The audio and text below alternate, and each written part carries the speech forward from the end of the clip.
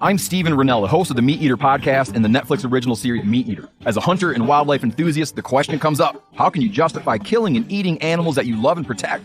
Well, that's part of what we wrangle with on the Meat Eater podcast, along with broader and often funnier discussions about living an outdoor life in the modern world. Listen to the Meat Eater podcast on the iHeartRadio app, Apple Podcasts, or wherever you get your podcasts. The views and opinions expressed in this podcast are solely those of the authors and participants, and do not necessarily represent those of iHeartMedia, Stuff Media, or its employees. Listener discretion is advised. From iHeartRadio and Tenderfoot TV, Monster presents Insomniac.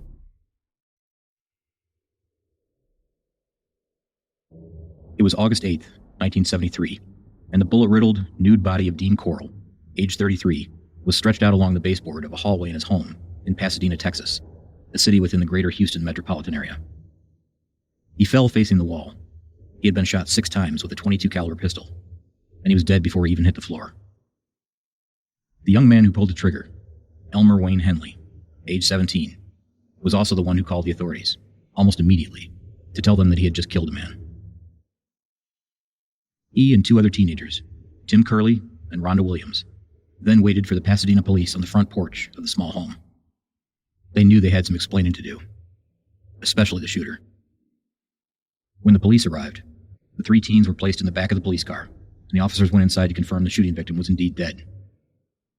Dean Corll was dead all right, and the 3 of them were taken into custody and questioned about the shooting.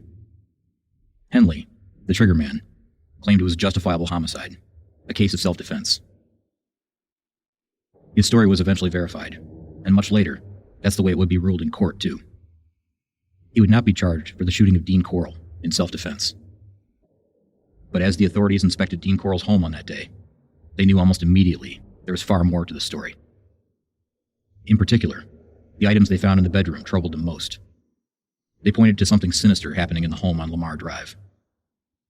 The police had questions. Lots of questions. The homeowner was dead. He wasn't much help. But beginning the same afternoon, due to the guilty conscience of the pistol-wielding teenager that remained in custody, they would have all the answers they were looking for, as he told them everything.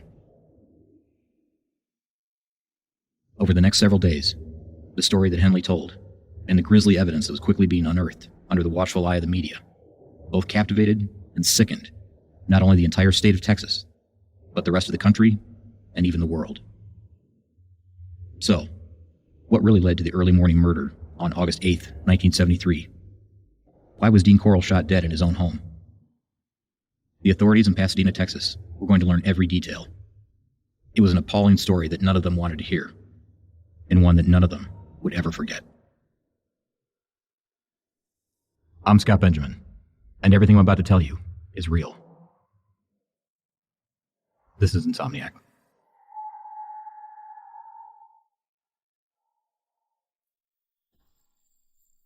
In late 1973, the entire state of Texas watched as a real-life horror story unfolded right in front of their eyes, in print and on television. But it wasn't just Texas that was watching. The entire country, and soon the world, was gripped by the daily reports of what was happening in the Houston area. There were cameras there to capture the aftermath of the killings that would soon come to be known as the Houston mass murders, and the name Dean Corll would be well known, but for all the wrong reasons. Well, he's the main focus of our attention. You'll quickly understand why there's simply no way to tell this story without including 2 other critical characters, David Owen Brooks and Elmer Wayne Henley, 2 teenagers from a suburb of Houston, Texas, that somehow found themselves in a bad situation, one that only got worse as the years passed. Let's begin by introducing you to the man at the heart of our story, Dean Corll, also known as the Candyman. Dean Corll was born on Christmas Eve, 1939, in Fort Wayne, Indiana.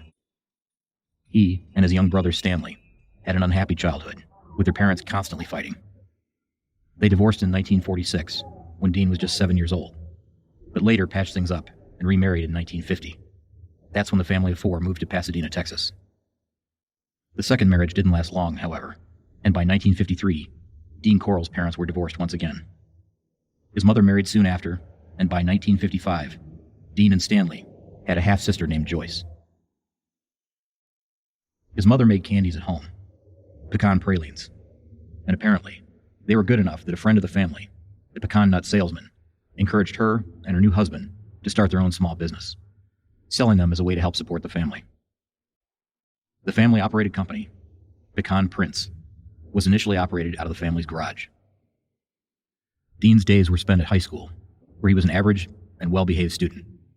And during the evenings, he worked in the candy shop, running the candy-making machines and packaging the finished product.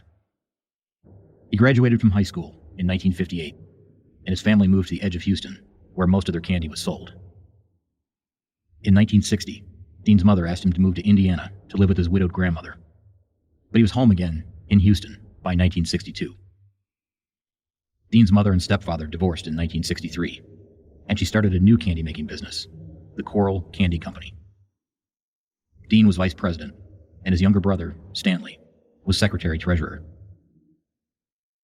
The first year in business, a teenage male employee of the Corll Candy Company said that Dean had made sexual advances toward him. Dean's mother fired the teen. In the summer of 1964, at the age of 24, Dean was drafted into the United States Army. He hated it. Just 10 months later, he requested and was granted a hardship discharge, stating that he needed to return home to help his mother with the family candy business. It was during his brief time of service, during his training at Fort Benning, Georgia, that Dean realized that he was a homosexual. This was a secret he guarded fiercely. He kept that part of his life well hidden from nearly everyone. Or at least, he thought he did. In 1965, the Corll Candy Company moved again. This time, it was directly across the street from Helms Elementary School in Houston Heights, and Dean soon became well known as the Candy Man, the neighborhood candy maker that would give free samples to all the school children, especially the young boys. In fact, a lot of people began to notice how fond Dean was of being in the company of young boys, but allowed it to happen without question. At the time, he was a trusted member of the community, just a good guy who liked doing nice things for the children. In fact, he encouraged his teenage employees, along with their young friends, to use the back area of the candy factory as a hangout. He even installed a pool table to make the offer more attractive. This was how he came to meet David Owen Brooks, a 12-year-old from the neighborhood. Dean was known to be a little too flirty with the candy company's male employees. But there was something that was even stranger about Dean Corll's behavior. Sometimes, Dean could be seen digging, at night, near the candy shop. He always claimed he was disposing of the spoiled candy.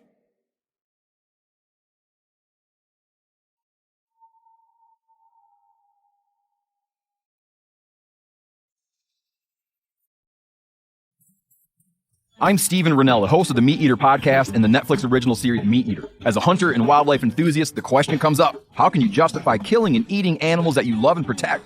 Well, that's part of what we wrangle with on the Meat Eater podcast, along with broader and often funnier discussions about living an outdoor life in the modern world. Listen to the Meat Eater podcast on the iHeartRadio app, Apple Podcasts, or wherever you get your podcasts.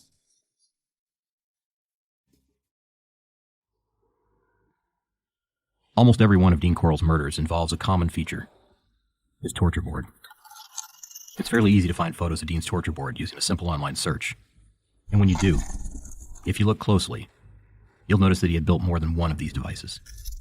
The board shown in some police evidence photos is 8 feet long and 3 feet wide, while the board shown in other photos appears to be slightly wider, yet shorter in length. Maybe just under 6 feet long, if I had to guess, based on the county sheriff's deputy standing next to it. Dean always kept a torture board close at hand, in every house he lived in. He hung it up on the wall when it wasn't in use. It was a simple design, nothing more than a piece of plywood with holes drilled in each of the 4 corners. Nylon rope was tied through each of the holes, and handcuffs were attached to the nylon rope at one end to secure his victim's hands, while the ropes at the other end were used to secure their feet. As soon as a drunk or drugged teenage boy passed out, he was stripped naked and bound to the torture board. At this point, the captive was already as good as dead, but Dean made damn sure that didn't happen too fast. Since he knew they wouldn't be able to escape, he enjoyed the luxury of time and spent literally days molesting, torturing, and eventually killing his helpless victims. In the end, Dean Corll's victims were all killed either by gunshot or strangulation. I imagine some, if not all of his young victims, actually welcomed their own death as a form of relief after having endured day after day of excruciating pain and violent sexual assault, all while strapped to Dean Corll's torture board. But Dean Corll and his torture board are only part of the story. There were other monsters in this nightmare, too. It was 1967 when David Owen Brooks first met Dean Corll. Brooks was in the 6th grade, and he was one of the many, many young boys that used Corll Candy Company as a hangout. But the two quickly became friends. Brooks looked up to Corll as a father figure, and Corll, well, he had other ideas. They were an unlikely pair, a 12-year-old and a 28-year-old. But for a while, the two seemed to be inseparable. In fact, at one point, around 1970, David Brooks even moved in with Dean Corll. It was later discovered that, from the age of just 12, Brooks would allow Corll to perform oral sex on him in exchange for gifts or cash. But Corll's obsession with hanging around with young teen boys didn't end with his friend David Brooks. In fact, he found it comforting to have young boys around a lot. He often picked up hitchhikers, and, in late 1970, he began a downward spiral that wouldn't end until the summer of 1973. About a month before the Thanksgiving holiday, Dean Corll committed his first known murder. It was a University of Texas student named Jeffrey Conan. He was an 18-year-old freshman, and he was last seen on September 25th, 1970, as he was hitchhiking home to Houston. He was picked up by Corll, who took him to his apartment, bound his hands and feet, gagged him, and then sodomized him before killing him and dumping his body. The area that Corll lived in had a lot of teens, so there were plenty of potential victims for him to choose from, and luring them to his place was easy. All it really took in most cases was the promise of a party, which included paint sniffing, glue sniffing, pot smoking, and alcohol, usually to the point of blacking out, and that's when Corll would attack. But this tactic wasn't always necessary to get what he wanted. A lot of the boys that Corll had to his place were desperate for money, like David Brooks, that allow him to perform oral sex on them for $5. The real problem began when oral sex wasn't enough for Dean Corll. He wanted penetration, but a lot of the teens refused that, and those were the ones that ended up dead. One of the stories that Brooks would later tell the police involved Dean Corll, caught in a very compromising position with a couple of young teens. It was 1971, and Brooks had gone to Dean's apartment without calling ahead. When he arrived, Dean was walking through the house naked, and he was furious with Brooks. Brooks was a little confused, but on his way out, he caught a glance of what was going on in the bedroom. He could see two young boys, naked and tied to Dean's bed. The next time Dean saw Brooks, he explained that he was part of a group of men that sold and traded young boys, a sexual slavery ring based out of Dallas. This was never proven to be true. Later, Brooks would learn that both of the boys were killed and their bodies dumped. In an attempt to buy Brooks' silence regarding the rape and murder of the boys, Corll promised to buy Brooks, who was now only a few months shy of 16 years old, a new car. And he made good on that promise, buying Brooks a green 1969 Chevrolet Corvette. But the Corvette served a dual purpose. Corll and Brooks would be able to cruise the streets together in a car that would attract the attention of teen boys. They used it in their search for new victims. In the winter of 1971, David Brooks brought another teen with him to Dean Corll's home, potentially as another victim. But the boy impressed Corll, and he felt that the teen might be an asset to his operation. That boy was Elmer Wayne Henley, age 15, a year younger than David Brooks. The three quickly became good friends, and even committed some break-ins together as a test of Henley's loyalty to the other two. Henley never told anyone about their shared crimes, and, after he had proven himself, Corll asked him if he'd be willing to kill for him. Henley said yes.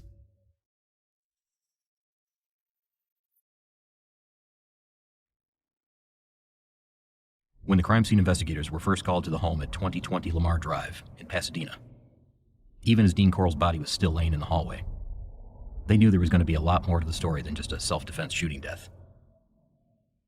They quickly discovered Corll's bedroom was set up as his own private torture chamber. In his room, they found the plywood torture board. It was stretched out on top of a thick sheet of plastic that covered the entire floor. He also had several tools he used for his various torture techniques. More than a toolbox full, including the pliers he used to pluck out his victims' pubic hairs, one by one. The authorities found lengths of rope, rolls of tape, a large hunting knife, and spools of thick, clear plastic, the same plastic used to protect the carpet. They also found 8 pairs of handcuffs, an electric motor with the wires attached that was used to shock the victim's genitals, and an assortment of dildos and glass rods. Lots of glass rods. I'll tell you more about those later, but I will tell you this right now. Dean Corll's use of those glass rods is easily one of the most horrific, most painful, and cruelest prolonged torture tactics I've ever heard of. And judging by the number of broken glass rods they found on his floor, it was also one of his preferred methods. But it seems that Dean didn't always require tools to torture the teens. One of his victims angered him so much that Dean bit off his genitals while he was secured to the torture board. Later, when that particular victim's remains were exhumed, they found his penis and testicles in a plastic bag, separate from the body. The forensic researchers soon discovered that, based on the size and the shape of the wound, the boy was emasculated by a single, violent bite from his attacker. Dean Corll's bedroom was the scene of so many horrifying crimes, and if you were a teenage boy living in Pasadena, Texas in the 1970s, you wouldn't have made it out of there alive. Dean Corll was going to offer his 2 young apprentices a perverse and sadistic business opportunity. What exactly was this deadly trio up to between December of 1970 and August of 1973? And what awful secrets will be revealed in the aftermath? Next time on Insomniac.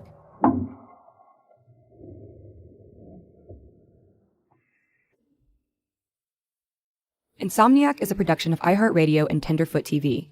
Written and hosted by Scott Benjamin and produced by Miranda Hawkins, Alex Williams, Matt Frederick, and Josh Thane. Music composed by Makeup and Vanity Set and cover art by Trevor Eiler. Follow on Twitter and Facebook at Insomniac Pod, on Instagram at Insomniac Podcast, and at our website, insomniacpodcast.com. For more podcasts from iHeartRadio, visit the iHeartRadio app, Apple Podcasts, or wherever you listen to your favorite shows.